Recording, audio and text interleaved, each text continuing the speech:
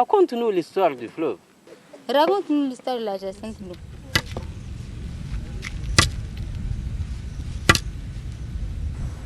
Il était une fois un fleuve, ou plutôt, voici l'histoire de la plante qui en tomba follement amoureuse. Et pourtant, c'est la triste vérité. Il y a de cela 15 harmattan. La belle et dangereuse jacinthe d'eau, car c'est comme ça qu'on l'appelle par ici, a fait un très long voyage depuis l'Amazonie jusqu'à notre beau fleuve Niger. Elle s'est finalement accrochée à notre beau fleuve Niger. Et depuis ce temps, elle ne cesse de le tourmenter. Comme tous les hommes, le fleuve a eu non seulement la faiblesse de laisser sa bien-aimée s'installer chez lui, mais surtout d'en devenir la maîtresse incontestée. Comme toutes les femmes, la jacinthe doit user de ses charmes afin d'assouvir ses ambitions démesurées. Et ensemble, ils ont fait tellement d'enfants qui, comme tous les enfants, sont devenus truculents et effrontés. C'est faux, les hommes ne sont pas faibles. C'est pas vrai, les femmes ne sont pas envahissantes. Et les enfants sont bons et serviables. Si c'est comme ça, vous n'avez qu'à la raconter vous cette histoire. Moi, je ne dis plus un mot.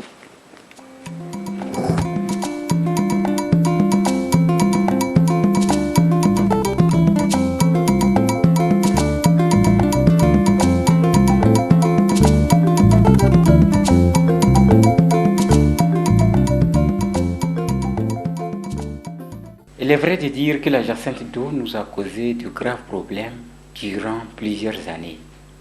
Mais aujourd'hui, après beaucoup de travail et de compromis, elle est devenue une précieuse amie, ressource inestimable pour les riverains du fleuve Niger. Nous les hommes, grâce à notre ingéniosité et à notre force, avons trouvé plusieurs moyens pour dompter la belle et dangereuse jacinthe d'eau. Premièrement, nous avons découvert qu'elle pouvait se transformer en engrais vert et nourrir nos sols si pauvres. C'est ce que nous appelons notre compost à base de jacinthe d'eau. Le compost est facile à faire. Il faut d'abord creuser une grande fosse d'environ 1,30 m de large sur 1,30 m de profondeur et 2 mètres de longueur.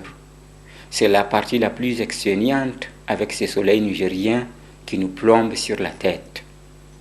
Une fois le trou terminé, il nous faut préparer les autres éléments qui font partie du compost. On amène du fumier et de la cendre, ça en prend une grande quantité. C'est ce mélange qui va donner un bon compost. Puis il faut ramasser beaucoup de jacinthe. C'est une corvée pour nous les hommes, même si les jeunes et les femmes nous aident car cette plante est lourde à transporter puisqu'elle est faite en grande partie d'eau. On découpe la plante en petits morceaux pour qu'elle se désintègre bien durant son processus de compostage. C'est à partir de ce moment qu'il faut bien suivre les étapes. Dans la fosse, on met une couche de jacinthe d'eau, puis une couche de fumier et enfin une couche de cendre. On arrose bien le tout car l'humidité est très importante. On tape avec nos pieds pour faire sortir l'air qui s'est accumulé entre les couches. Une fois cette première étape terminée, on recommence. On fait autant de couches qu'il y a de place dans le trou. Bien tapé, bien arrosé. Quand le tout est terminé, on recouvre la fosse de plastique. Tous les 15 jours, on vient bien remuer le compost, l'arroser et le recouvrir jusqu'à ce qu'il soit prêt. Au bout de 45 à 50 jours, le compost est prêt à être enlevé, séché et étendu dans les différents jardins. Le compost est une très bonne chose pour nos productions agricoles. Il a doublé la production des femmes et les légumes sont beaucoup plus gros.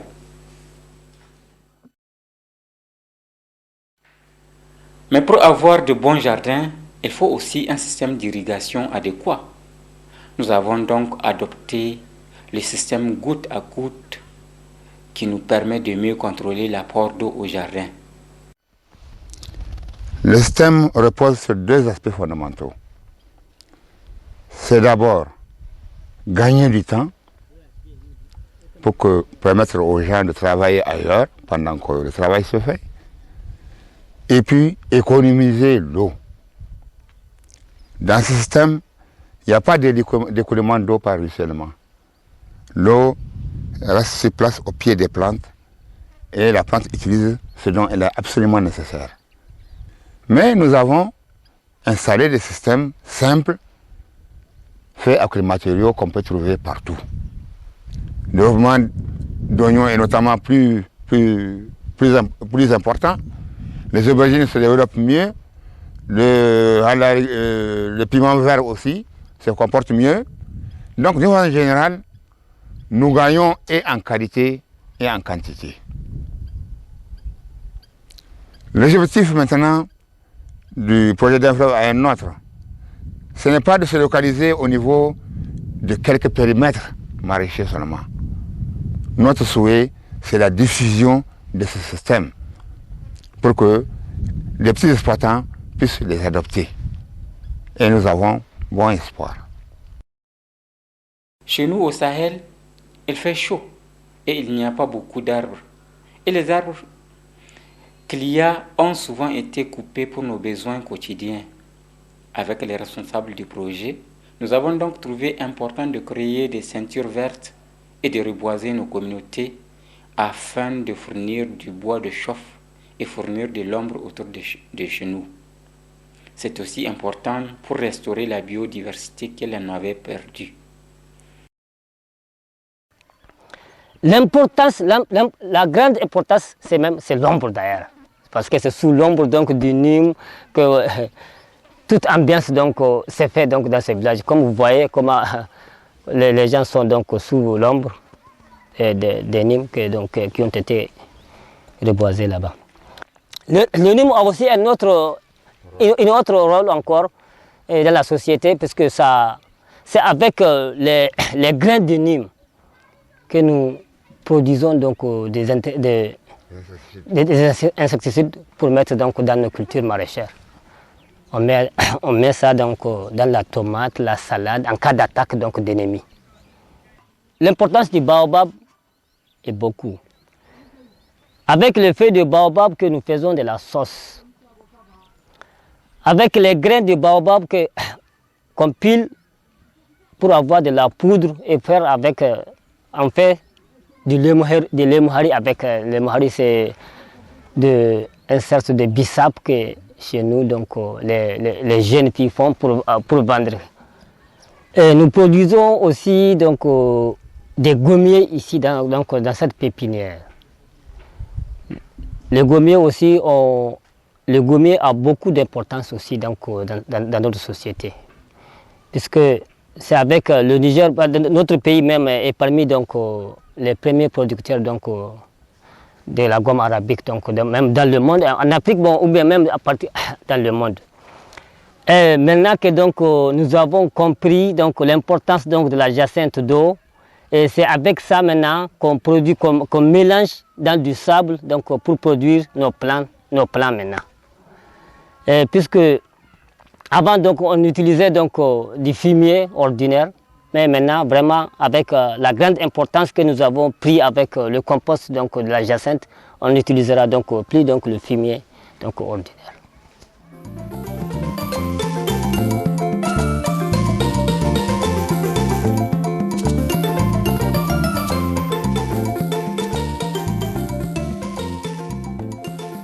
Nous, les enfants, savons très bien reconnaître et utiliser la jacinthe d'eau aussi bien et sinon mieux que les grands.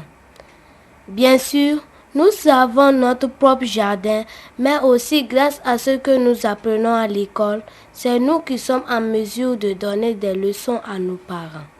Par exemple, c'est grâce à nos cours d'éducation relative à l'environnement que nous avons appris à comprendre le rôle des arbres qui vivent avec nous dans le village. Le programme R, c'est communément appelé l'éducation relative à l'environnement, vise à changer un peu le comportement de nos enfants dans le cadre de la préservation de notre environnement, dans le cadre de la restauration de l'environnement et si possible à contribuer positivement par leurs actes de tous les jours pour restaurer l'environnement qui est tant détruit par les hommes, les animaux, etc. Donc ce programme-là, nous enseignants, on a été réunis à Niamey, l'EIP, l'École Instrument de Paix, nous a donné une formation. Nous sommes revenus et c'est cette formation que nous sommes en train d'appliquer dans nos classes. Avant l'arrivée du projet, notre école avait en tout cas moins de 150 élèves. Aujourd'hui, 3 ans seulement après, nous nous retrouvons avec 239 élèves. Vous voyez, c'est quelque chose. La première année du projet, les résultats scolaires au CFEPD entrés en 6e étaient de 66%. En 2003, ça c'est 2002. En 2003, ils étaient arrivés à 72%.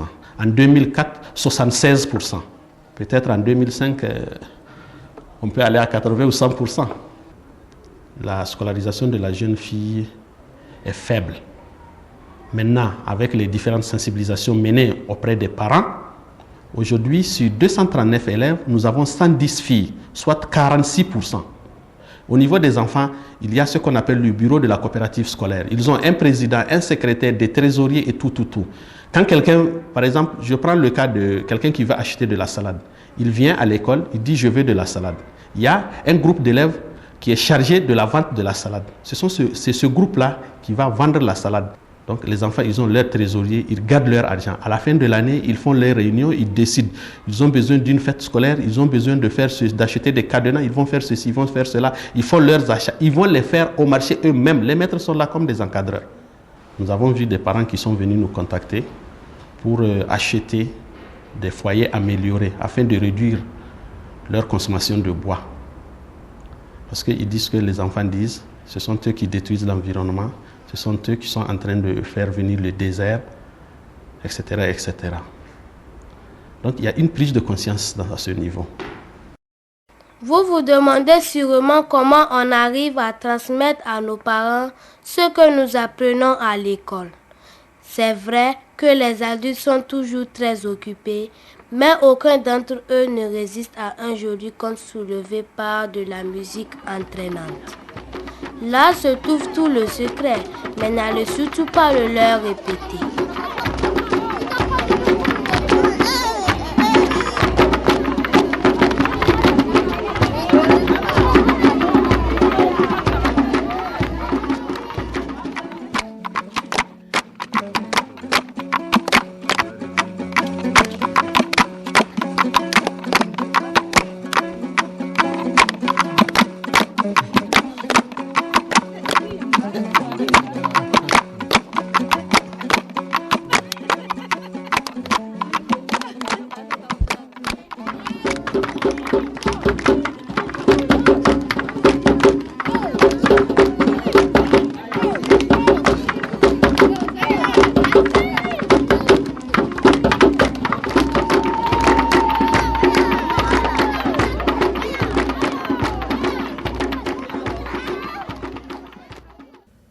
Nous, les femmes, avons appris à utiliser la jacinthe d'eau afin de pourvoir aux besoins quotidiens de nos familles. Nous sommes regroupés en comité afin d'unir nos forces et d'appuyer les efforts de nos hommes et de nos enfants. Ambition démesurée. Pouf. C'est grâce à nous si tout le monde peut se remplir le ventre le soir venu. Nous avons maintenant de grands jardins qui produisent beaucoup grâce au compost et au système d'arrosage. Nous faisons pousser une variété de légumes dont nous ne connaissions même pas le nom avant. Avec le projet, nous avons aussi appris à transformer nos productions. Grâce à des séchoirs solaires, nous pouvons faire sécher le surplus de production et le conserver pour les périodes plus difficiles de soudure et même de famine. Nous avons aussi eu de l'appui à travers nos différents groupements par l'apport d'un microcrédit. Grâce à cet apport monétaire, nous avons pu développer des activités génératrices de revenus. Nous n'avons pas de difficulté à écouler nos produits, puisqu'ils sont plus gros et plus beaux que les autres. Travailleuses, nous le sommes tout autant que nos hommes.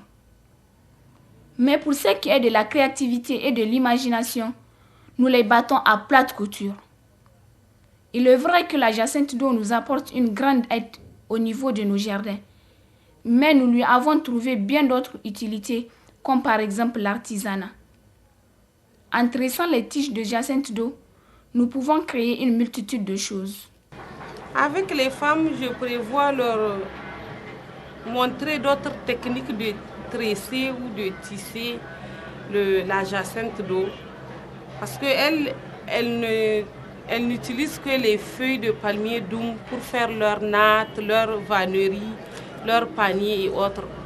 Donc j'aimerais bien leur apprendre parce que je leur ai déjà expliqué qu'avec les tiges de la jacinthe, on peut faire beaucoup d'autres choses en dehors des feuilles doum.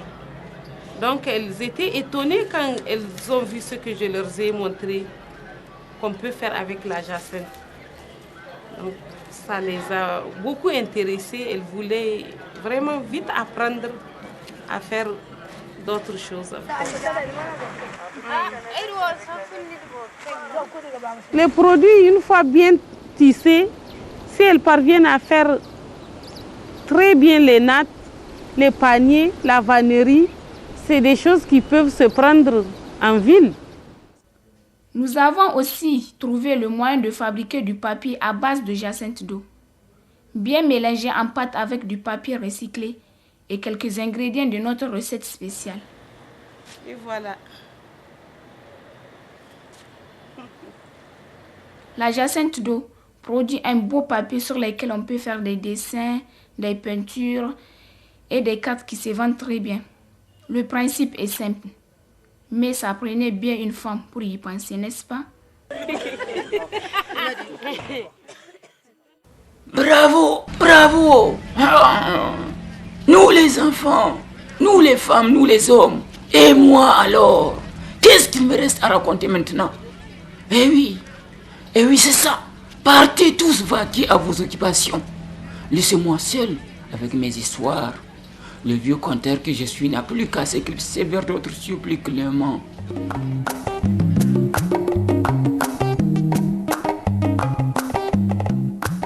Oyez, oyez, peuple des régions éloignées, vous qui avez de terribles problèmes avec la belle et dangereuse jacinthe d'eau, approchez.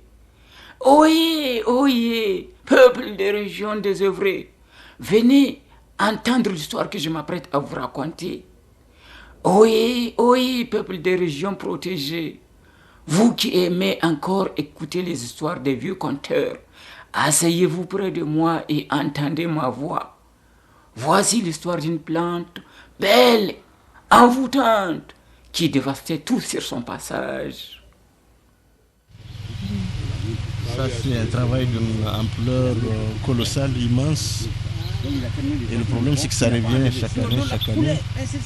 Il faut trouver une solution durable, une alternative durable. C'est vrai que si on peut transformer ça en ressources, comme vous dites là, un fléau transformé en opportunité, ça serait la solution idéale. Faire de ça une matière première pour quelque chose, pour le compost ou pour des produits d'artisanat ou je ne sais pas.